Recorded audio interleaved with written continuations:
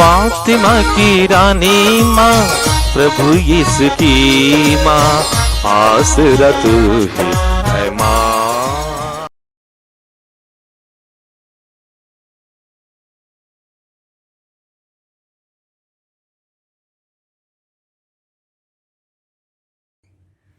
पहला पाठ प्रज्ञा ग्रंथ, अध्याय 2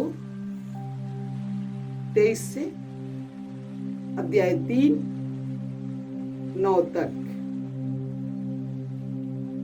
ईश्वर ने मनुष्य को अमर बनाया, उसने उसे अपना ही प्रतिरूप बनाया।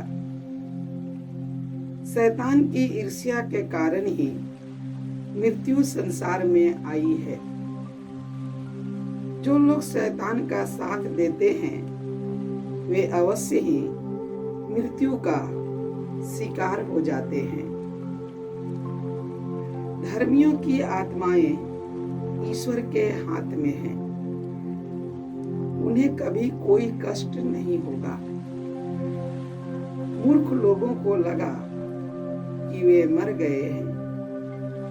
वे उनका संसार से उठ जाना घोर विपत्ति मानते थे और यह समझते थे कि हमारे बीच से चले जाने के बाद उनका सर्वनाश हो गया है।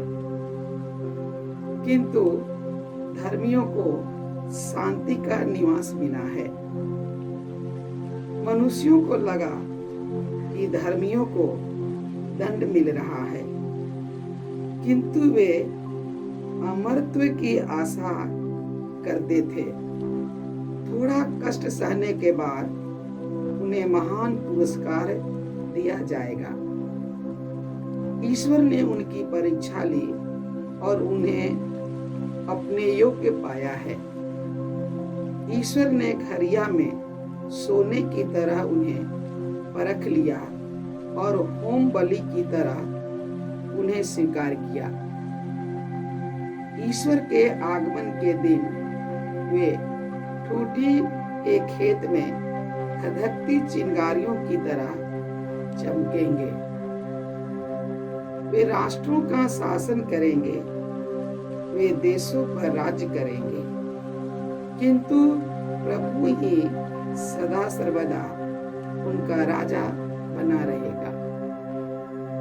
जो ईश्वर पर भरोसा रखते हैं वे सत्य को जान जाएंगे। जो उनके प्रति ईमानदार हैं वे बड़े प्रेम से उसके पास रहेंगे, क्योंकि जिन्हें ईश्वर ने चुना है वे कृपा तथा दया प्राप्त करेंगे। प्रभु की वाणी। ईश्वर को धन्यवाद। भजन अनुवाक्य। मैं सदा ही प्रभु को धन्य कहूँगा। मैं सदा ही प्रभु को धन्य कहूँगा।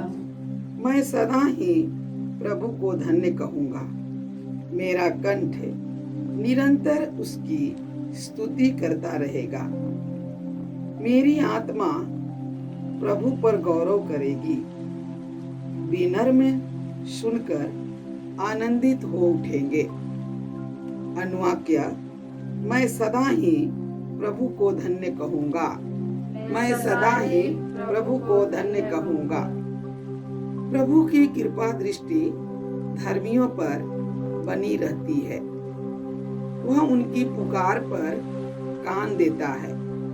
प्रभु कुकर्मियों से मुंह फेर लेता है और पृथ्वी पर से उनकी स्मृति मिटा देता है। अनुवाक्य। मैं सदा ही प्रभु को धन्य कहूँगा। मैं सदा ही प्रभु को धन्य कहूँगा। धर्मी प्रभु की दुहाई देते हैं, वह उनकी सुनता और हर प्रकार की विपत्ति में उनकी रक्षा करता है। प्रभु दुखियों से दूर नहीं है। जिसका मन टूट गया है वह उन्हें संभालता है। अनुवाक्य। मैं सदा ही प्रभु को धन्य कहूँगा। मैं सदा ही प्रभु को धन्य कहूँगा।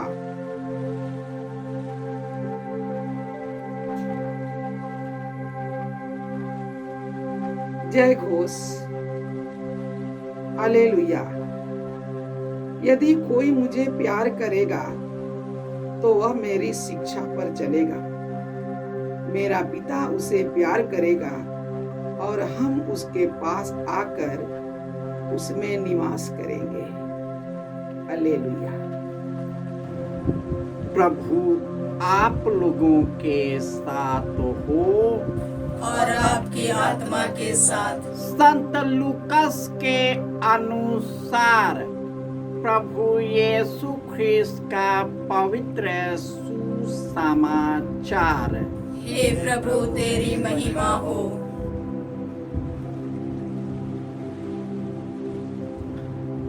अध्याय 17 पद संख्याएं 7 से 10। प्रभु ने यह कहा, यदि तुम्हारा सेवक हल जोत कर या डोर चरा कर खेत से लौटे तो तुम में ऐसा कौन है जो उससे कहेगा, आओ तुरंत भोजन पर बैठ जाओ? क्या वह उससे यह नहीं कहेगा, मेरा भोजन तैयार करो, जब तक मैं खा पी न लूं? कमर कसकर परोसते रहो, बाद में तुम भी खा पी लेना। क्या स्वामी को उस नौकर को इसलिए धन्यवाद देना चाहिए कि उसने उसकी आज्ञा का पालन किया है? तुम्हारी भी वही दशा है। सभी आज्ञाओं का पालन करने के बाद तुमको कहना चाहिए, हम अयोग्य सेवक भर हैं। हमने अपना कर्तव्य मात्र पूरा किया है। यह प्रभु का सुसमाचार है। हे क्रिस्त तेरी स्तुति हो। ख्रिस्त में प्यारे भाइयों और बहनों, प्रभु की कृपा दृष्टि धर्मियों पर बनी रहती है। वह उसकी पुकार सुनता है और कुकर्मियों से अपना मुंह फेर लेता है और पृथ्वी पर से उसकी स्मृति मिटा देती है। धर्मी प्रभु को दुहाई देते हैं क्योंकि वह हमारी प्रार्थना सुनता है। वह हर दुख और विपत्ति में हमारी रक्षा करता है। प्रभु दुखियों से दूर नहीं है। जिसका मन टूट गया है, प्रभु उसे संभालता है। यदि तुम प्रभु की भलाई करोगे तो तुम स्वदेश में सुरक्षित रखोगे। यदि प्रभु में आनंद पाओगे तो वह तुम्हारी इच्छा पूरी करेगा। ख्रिस्त में प्यारे भाई और बहनों, ईश्वर ने मनुष्य को अमर बनाया, अपना प्रतिरूप बनाया, परंतु शैतान की ईर्ष्या के कारण इस संसार में मृत्यु आई। जो शैतान का साथ देता है वह मृत्यु का शिकार हो जाता है, क्योंकि धर्मियों की आत्माएं ईश्वर के पास रहता है। उसे कोई कष्ट और दुख नहीं होगा।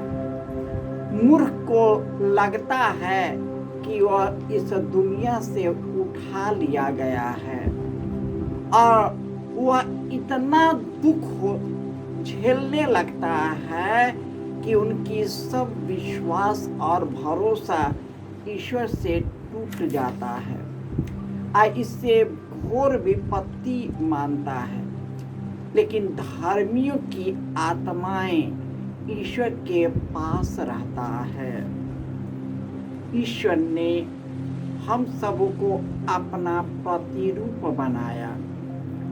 उन्होंने अपने वरदानों से भर दिया ताकि हम उन वरदानों के द्वारा एक दूसरे की सेवा करें, एक दूसरे के सुख दुख में सहयोग करें और जो वंचित है उनको ऊपर उठाए, ईश्वर की ओर निकट लाए और वे भी हमारी ही तरह अपनी आत्माओं के लिए शांति प्राप्त करें।